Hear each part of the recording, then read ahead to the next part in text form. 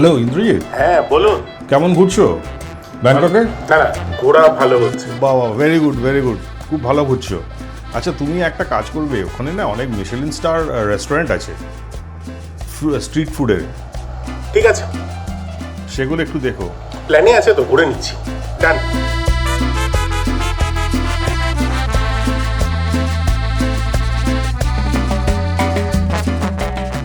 Michelin star জিনিসটার আমরা অনেক সময় নাম শুনে থাকি। ব্যাপারটা খুব ইন্টারেস্টিং।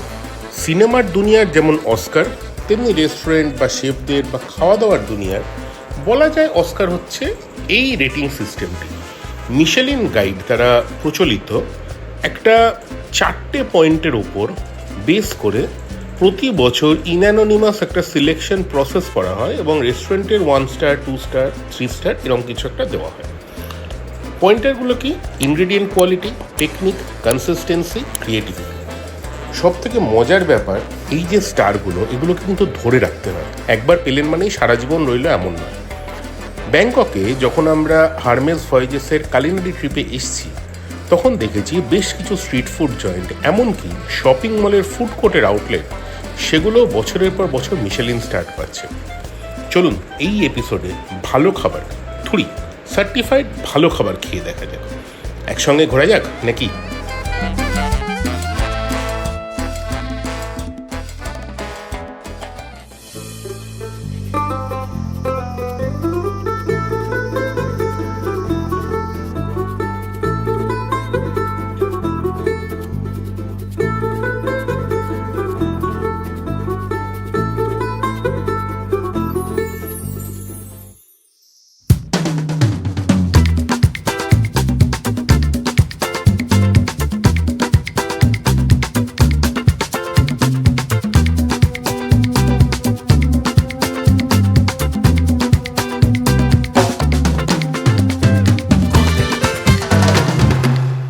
যেখানে আমরা বসে আছি না, কে পানিচ, দুটো বক্তব্য আছে।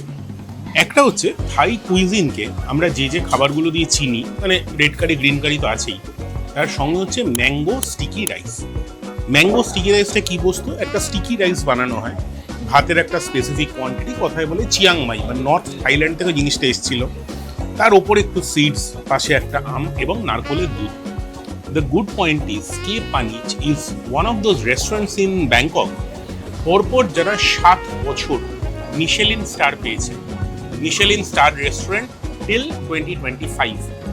এবার আমাদের একটা ধারণা আছে না, মিশেলিন স্টার মানে একটা ভয়ঙ্কর জিনিস হতে হবে, হেভি জায়গা নয়। যে ডিশটা খাচ্ছি 130 থাই ভাট, মানে ভারতীয় টাকায় ধরে নিন 250-300 টাকার কাছাকাছি। কোকোনাট মিল্কশেক, এই বস্তুটা হচ্ছে 55 ভাট, এই অ্যারাউন্ড 120-30 টাকা। খেতে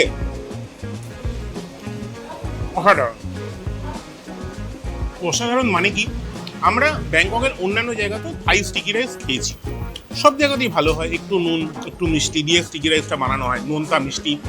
থাই কুইজিনের টিপিক্যাল যেটা, একটা অদ্ভুত ব্যালেন্স থাকে, তার সঙ্গে আম। এদের বিশেষত্বটা হচ্ছে আমটা একই স্ট্যান্ডার্ডাইজ জায়গা থেকে বিগত প্রায় 80-90 বা 100 বছর ধরে আনা হচ্ছে। চাল একই জায়গা থেকে আনা হচ্ছে, একইভাবে পেশা হচ্ছে। It's about standardisation, it's about cooks authenticity. যিনি বানাচ্ছেন, এখন অবভিয়াসলি তার সঙ্গে লোকজন আছে, স্টাফ আছে, and that superior supreme taste. Michelin star restaurant বা Michelin star food scene in Bangkok.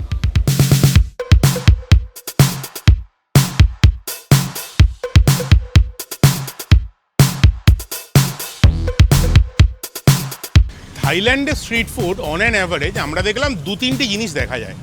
এক, দোকান যাই হোক প্রচণ্ড পরিষ্কার পরিচ্ছন্ন, একদম সাফ সুতরা, টাকাটাক কাটছে দিয়ে দিচ্ছে।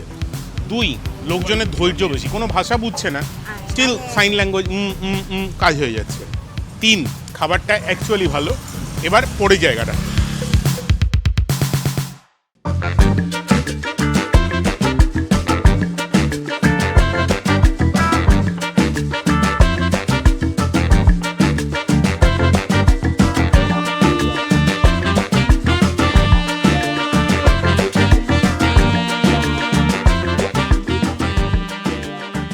ব্যাংককে একটা যেটা মজার জিনিস হচ্ছে, একটা ফুড কোর্টে আপনি পরপর মিশেলিন স্টার্ড আউটলেট বা মিশেলিন স্টার্ড রেস্টুরেন্ট দেখতে পাবেন, যেটা আমাদের কাছে একটা ভয়ঙ্কর বড় ব্যাপার। আমাদের ধারণা বিশাল কস্টলি রেস্টুরেন্ট না হলে হয় না।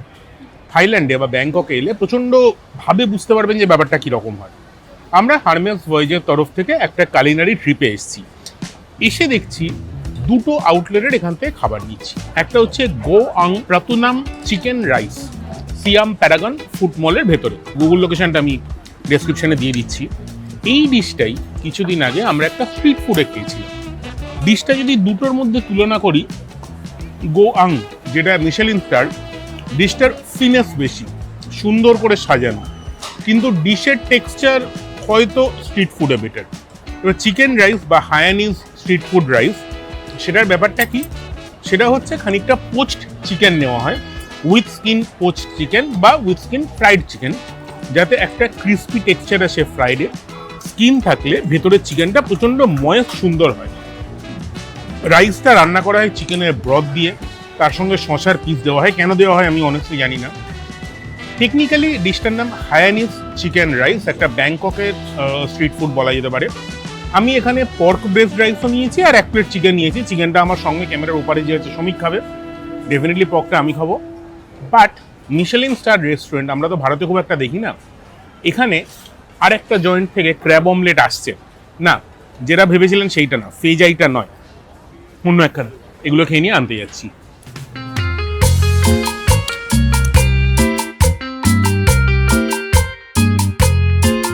J5 ব্যাংককে মিশেলিন স্টার স্ট্রিট ফুড বললে প্রথম যে ছবিটা চোখের সামনে ভেসে ওঠে সেটা হচ্ছে একজন গগলস পরিহিত বয়স্কা মহিলা ক্র্যাব অমলেট বানাচ্ছে।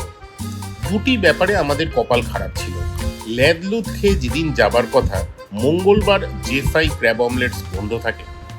আর 2 নম্বর, হয়তো কিছু জিনিস পরের বারের জন্য রেখে দেওয়া ভালো। J5 পরের বারের জন্য রইল, বাকিগুলো এই এপিসোডের জন্য।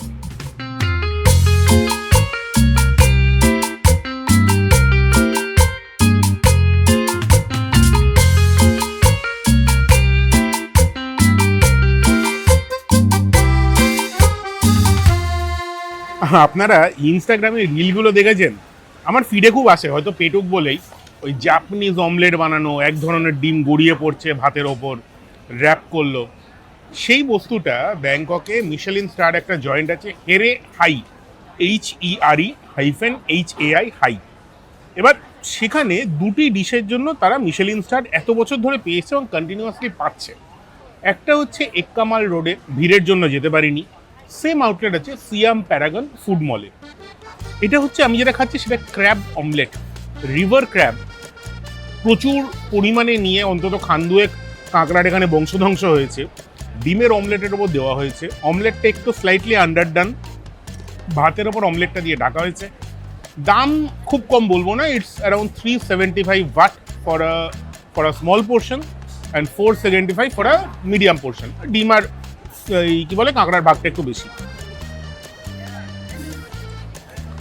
টেস্টের কথা যদি বলি, ভাতটার মধ্যে একটা সি ফুড ব্রথের গন্ধ আছে, অমলেটটা একটু আন্ডারডান, এবং কাঁকড়ার যে ক্র্যাব মিটটা ন্যাচারালি খোঁজা ছাড়ানো, সেটা সুন্দরভাবে ব্লেন্ড করেছে। মানে সব কিছু একে অন্যের সঙ্গে হারমোনিয়াসলি মিশেছে। সঙ্গে একখানা গ্রিন চিলি সস দিয়েছে, মোস্টলি লাগছে না। বাট যদি কখনো আসেন, এই দুটো ডিশ, গো আং যার হচ্ছে হায়ানিজ ফ্রাইড রাইস এবং হেরে হাই যার কিনা ক্র্যাব অমলেট, সিয়াম প্যারাগন ফুড মলে, দুটো ডেফিনেটলি রেকমেন্ডেড।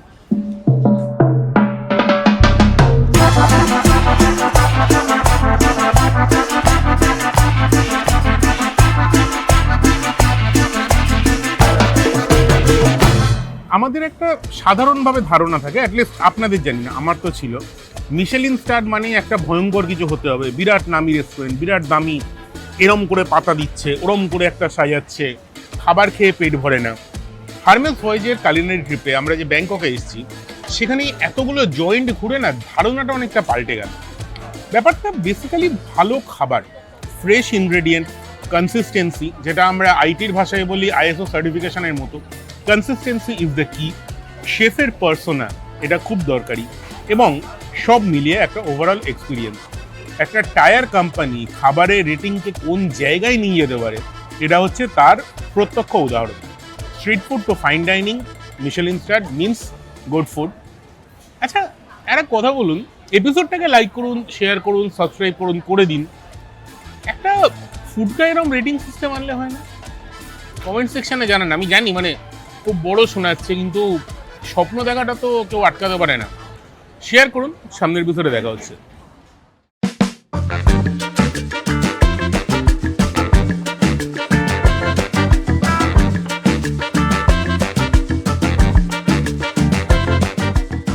চাও ফ্রায়া ডিনার ক্রুজ ব্যাংকক। ব্যাংককে যারা বেড়াতে আসেন, ব্যাংককের ওই নদীর ওপর দিয়ে অনেকক্ষণ ভেসে যাওয়া, তার সঙ্গে সুন্দর লাইভ মিউজিক, নাচ গান, পুরো ফুল পার্টি মোড এবং একটা খাসা ডিনার, এই পুরো প্যাকেজটা মোটামুটি ধরুন 850-900 ভাট, মানে আমাদের টাকায় অ্যাপ্রক্সিমেটলি 2000 টাকার আশেপাশে এই রকম পড়ে। প্রায় 3 থেকে 4 ঘন্টার প্যাকেজ, 3 ঘন্টা মোটামুটি। আমাদের এই প্যাকেজটা বুক করে দিয়েছিলেন হারমেস ভয়েজেস, ফলে ইন্ডিভিজুয়ালি আমাদের টাকা পয়সা দিতে হয়নি। অনলাইন বুকিং সাইট প্রচুর আছে, আর যদি এদের সঙ্গে যান তাহলে তো হয়েই গেল। দ্য গুড পার্টিস, আপনি যখন সন্ধেবেলা ওই নদীর ওপর দিয়ে যাবেন, দেখবেন আশেপাশে সুন্দরী সন্ধ্যের ব্যাংকক, বিরাট বড় বড় বাড়ি, সুন্দর শপিং মলস, মন্দিরগুলো, একটা অসাধারণ সময় কাটবে। ব্যাংককে ইভিনিং ক্রুজ ডেফিনেটলি করা দরকার। আর মোটামুটি এই জিনিসটা যখন শেষ হবে না, তখন মনে হবে যে এবার হয়তো কোথাও একটা গিয়ে আমাদের একটু ঘরের খাবার, ঘরের ডাক, বাড়িটা মনে পড়ছে। সামনের এপিসোডে দেখা হচ্ছে আমাদের চেনাশোনা ঘরের খাবার নিয়ে। ততক্ষণ ইভিনিং ক্রুজ থেকে নামতে কিন্তু বেশ ভিড় হয়, সামলে। হ্যাঁ।